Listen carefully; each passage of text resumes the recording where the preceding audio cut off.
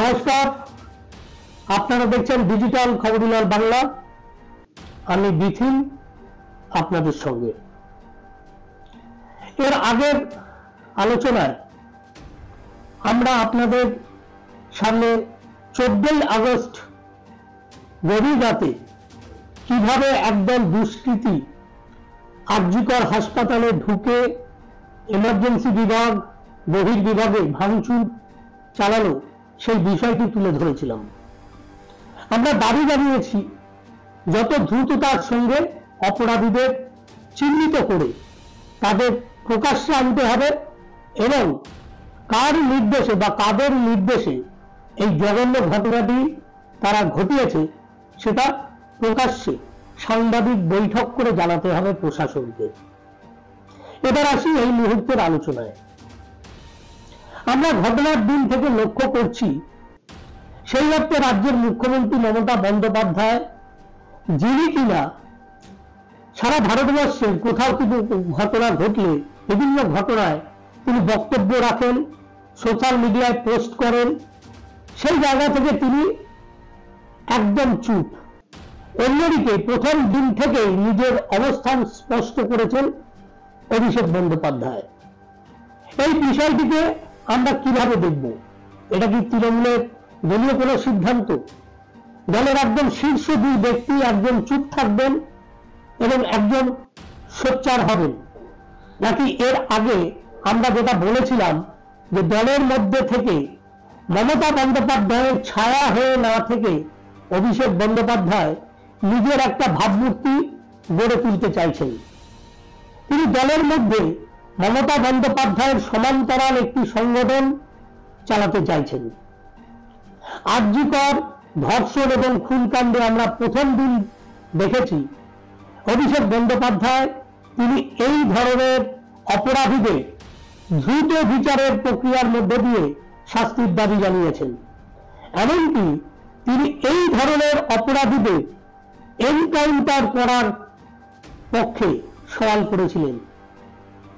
ফের দেখলাম আরজিকরে দুষ্কৃতীদের হামলা বলি, তাণ্ডব বলি, তার প্রতিবাদে ওই রাতে তিনি সংবাদ মাধ্যমে সোচ্চার হলেন। গোটা ঘটনায় তিনি স্তম্ভিত বলে জানিয়েছেন অভিষেক বন্দ্যোপাধ্যায়।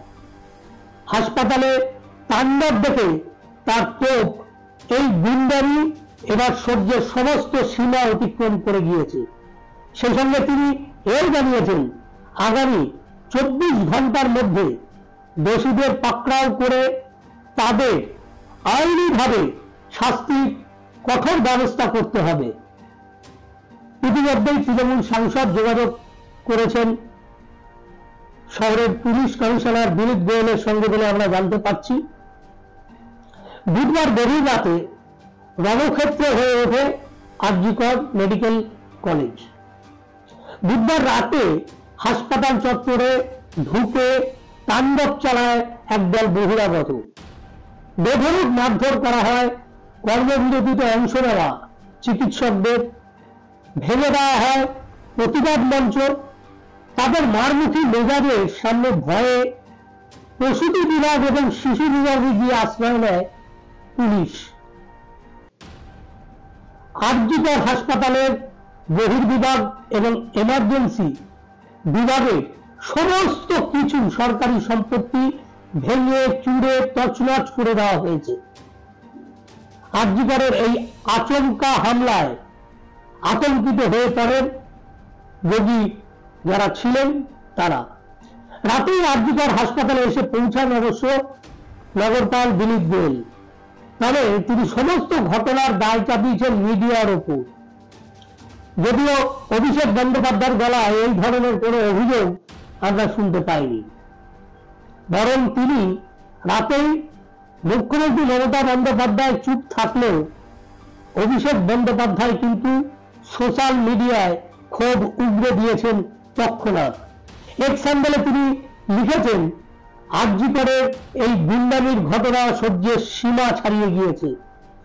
একজন জনপ্রতিনিধি হিসেবে আমি কলকাতার পুলিশ কমিশনারের সঙ্গে কথা বলেছি, তার কাছে আবেদন জানিয়েছি যে এই হামলার সঙ্গে যারা জড়িত প্রত্যেককে 24 ঘন্টার মধ্যে আইনি বিচারের আওতায় আনতে হবে, তাদের রাজনৈতিক পরিচয় যাই হোক না কেন।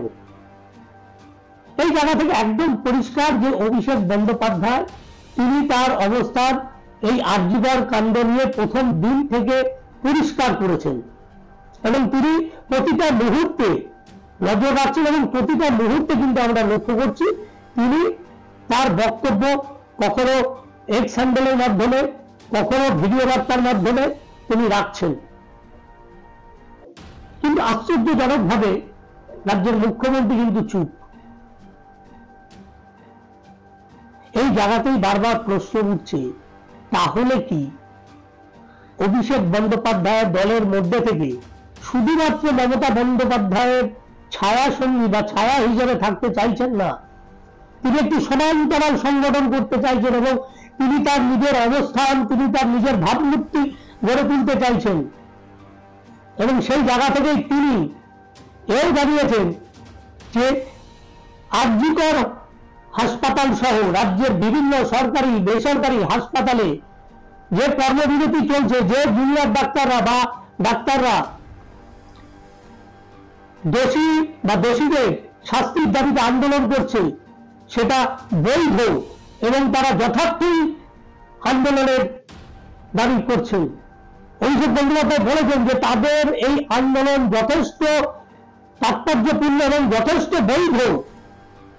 সরকারের কাছে তারা তাদের নিরাপত্তা এবং সুরক্ষার দাবি জানাতে পারেন না? এই প্রশ্ন তুলেছেন অভিষেক বন্দ্যোপাধ্যায়। এই প্রশ্নটা আমাদেরও। আগামী 24 থেকে 48 ঘন্টার মধ্যে এই অপরাধীদের ধরতে হবে, তাদের শাস্তির ব্যবস্থা করতে হবে এবং তাদের প্রকাশ্যে আনতে হবে। আমাদের কাছেও ছবি আছে, আমরাও ছবি মিলিয়ে দেখবো যে যাদেরকে গ্রেপ্তার করা হচ্ছে আর ছবিতে যাদের দেখা গিয়েছে তারা কিনা, এবং কাদের পেছনে কাদের মদত ছিল এবং কার নির্দেশে তারা বা কাদের নির্দেশে তারা এই ঘটনা ঘটিয়েছেন, সে যে রাজনৈতিক দলই হোক না কেন সেইটাকেও প্রকাশ্যে আনতে হবে। ভালো থাকবেন, সুস্থ থাকবেন, সাবধানে থাকবেন। নমস্কার।